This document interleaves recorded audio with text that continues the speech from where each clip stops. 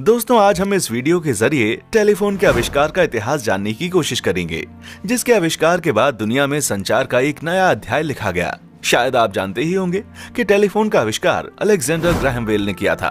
आपको बता दें कि 19वीं सदी की शुरुआत में ही कई वैज्ञानिकों और इंजीनियर्स ने ध्वनि संचार पर काम करना शुरू कर दिया था।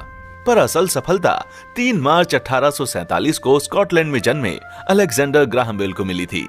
आपको बता दें कि किसी भी आविष्कार में किसी एक व्यक्ति का योगदान बताना शायद गलत होगा। टेलीफोन के आविष्कार का इतिहास भी बहुत ही लंबा और पेचीदा रहा है। टेलीफोन के आविष्कार के इतिहास में जिन इंजीनियर्स का योगदान माना जाता है वो हैं एंटोनियो म्यूसी, एलिशा ग्रे और अलेक्जेंडर ग्राहम बेल। हालांकि इन तीनों में से टेलीफोन का पहला आविष्कार किसने किया था ये आज भी कॉम्प्लिकेटेड है, लेकिन 7 मार्च 1876 को ग्राहम बेल को टेलीफोन का पेटेंट मिल गया था, इसलिए उन्हें ही टेलीफोन का असल आविष्कारक माना जाता है। इन तीनों से पहले भी कई खोजकर्ता और इंजीनियर्स ने ध्वनि संचार पर काम करना शुरू किया था।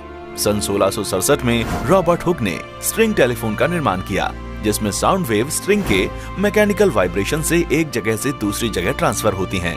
बच्चे आज भी टिन के 2 डिब्बों को वायर से जोड़कर एक दूसरे से टेलीफोन खेलते हैं। रॉबर्ट हुक का टेलीफोन भी इसी सिद्धांत पर आधारित था। सन 1816 में फ्रांसिस रोनाल्ड ने स्टैटिक इलेक्ट्रिसिटी यूज करके दुनिया का पहला वर्किंग टेलीग्राफ बनाया था, जिससे कि लंबी दूरी तक संदेश भेजा जा सकता था। पर इसकी समस्या ये थी कि इससे मैसेज को कोडेड फॉर्म में ही भेजा जा सकता था, वो भी एक बार में सिर्फ एक। 1861 में जर्मनी के एक इंजीनियर जोहन फिलिप राइस ने ध्वनि के संचारण के लिए पहला वर्किंग डिवाइस बनाया और उसे टेलीफोन नाम दे दिया। उन्होंने फ्रांस के चार्ल्स बोर्सेल की थ्योरी पर काम करते हुए टेलीफोन का निर्माण किया था। चार्ल्स का मानना था कि इलेक्ट्रिसिटी की मदद से साउंड और स्पीच को ट्रांसफर किया जा सकता है, पर जॉन के इस टेलीफोन में कई कमियां थीं। इसमें सिर्फ एक ही तरह से संदेश को भेजा जा सकता था और इसकी साउंड क्वालिटी भी बहुत अच्छी नहीं थी, जिस वजह से उनके आविष्कार को कोई खास पहचान नहीं मिल सकी। सन 1808 में जन्मे इटली के खोजकर्ता एंटोनियो मुची ने भी 1871 में एक टेलीफोन बनाया, जिसे उन्होंने साउंड टेलीग्राफ का नाम दिया। उन्होंने उसका पेटेंट कराना चाहा, पर उनके इस आविष्कार को दुनिया के लिए फायदेमंद नहीं समझा गया और उनके पेटेंट को रिजेक्ट कर दिया गया। अलेक्जेंडर ग्राहम बेल को ध्वनि विज्ञान में शुरुआत से ही रुचि थी, क्योंकि उनकी माँ और बीवी दोनों ही बहरी थी और इसीलिए उन्हें ध्वनि पर काम करना हमेशा ही प्रेरित करता था। ग्राहम बेल ने 1871 में टेलीफोन पर काम करना शुरू किया था। उन्होंने इस कार्य के लिए एक सहायक भी रखा था, जिसका नाम था थॉमस वॉटसन।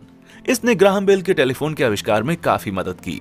ग्राहम बेल ने हार्मोनिक टेलीग्राफ पर काम करना शुरू किया था, जो कि एक प्रकार का डिवाइस था जिससे एक साथ मल्टीपल मैसेज ट्रांसमिट होता था। उन्होंने इस पर काफी सुधार किया और फिर उन्होंने एक साधारण सा रिसीवर बनाया जो इलेक्ट्रिसिटी को साउंड में बदल देता था। 7 मार्च 1876 को ग्राहम बेल ने एक पेटेंट फाइल किया और अपने आविष्कार के बारे में दुनिया को बताया। इसके बाद उनके पेटेंट को अप्रूवल मिल गया और अलेक्जेंडर ग्राहम बेल को आधिकारिक तौर पर टेलीफोन का आविष्कारक माना गया।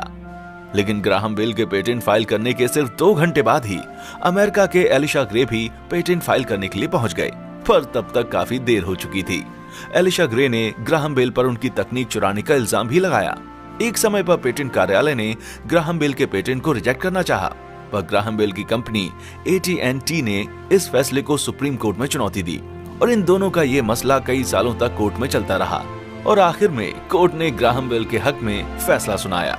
दोस्तों, अगर आपको ये वीडियो पसंद आई हो तो इसे लाइक जरूर करें और अपने किसी एक दोस्त को शेयर भी कर दें और ऐसे ही नॉलेजेबल वीडियोस को देखने के लिए हमारे चैनल को सब्सक्राइब जरूर करें।